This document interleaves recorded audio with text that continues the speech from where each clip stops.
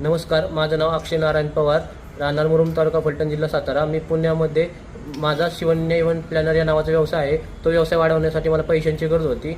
पैशांची गरज असल्यामुळे मी अशोकीरप्पा भंडारी यांच्याशी संवाद साधला. त्यावेळेस ते व्याजाने पैसे 4% व्याजाने पैसे देण्यास तयार झाले. त्या बदल्यात त्यांना वडिलोपार्जित जमिनीचा समजुतीचा कारनामा करून द्यायचं ठरलं. तसं केल्यानंतर आम्ही पुण्यामध्ये वाढ इथं समजुतीचा कारनामा केला. ते झाल्यानंतर आम्ही त्यांना पहिल्या महिन्याचे व्याज 4% व्याज ठरले होते आमचे. त्यानंतर पहिल्या महिन्याचे व्याज त्यांना 25,000 मी त्यांना फोनपेद्वारे पाठवले. दुसऱ्या महिन्याचे व्याज त्यांना देता आलं नाही म्हणून त्यांनी माझी 2 चाकी गाडी ओढून नेली. हे सगळं झाल्यानंतर 5/5/2025 रोजी आम्हाला तलाठी अण्णा मुरुम यांची आम्हाला नोटीस आली की तुमची जमिनीचं खरेदी झालेलं आहे, तर तुमचं त्याबद्दल काही हरकत असेल तर आम्हाला कळवा. ते ऐकल्यानंतर आम्हाला आश्चर्याचा धक्का बसल्यानंतर आम्ही सखोल म्हणजे विषयाची चौकशी केल्यानंतर आम्हाला समजलं की त्यावेळेस अशोकीरप्पा भंडारी यांना आमची फसवणूक करून कागद बदलून समजुतीचा कारनामा न करता कुलमुक्तार करून घेतलं आणि त्या कुलमुक्तार तो त्यांना खरेदी दस्तक केला.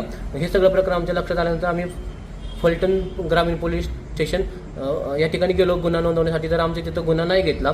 त्यानंतर मग आम्ही साताऱ्यातील एस पी ऑफिस येथे गुन्हा नोंदवण्यासाठी गेलो. तिथे आम्हाला सांगण्यात आलं की 2 दिवस चौकशी करून तुम्हाला सांगतो. पण तिथं गेल्यानंतर आम्हाला कळलं की ते म्हणाले की अजून काही होती आमची चौकशी झाली नाही, आम्ही तुम्हाला कळवतो. त्यानंतर मग ते गेल्यानंतर मग परत आम्ही आत्मदहनाचं निवेदन Satara S P office, Phaltan ग्रामीण पोलीस स्टेशन, DYSP साहेब फलटण, तहसीलदार साहेब फलटण, प्रांत अधिकारी साहेब फलटण यांना आत्मदहनाचं निवेदन दिलेलं आहे. जर आम्हाला योग्य तो नाही मिळाला तर आम्ही 15 ऑगस्ट रोजी सहकुटुंब आत्मदहन करणार आहोत.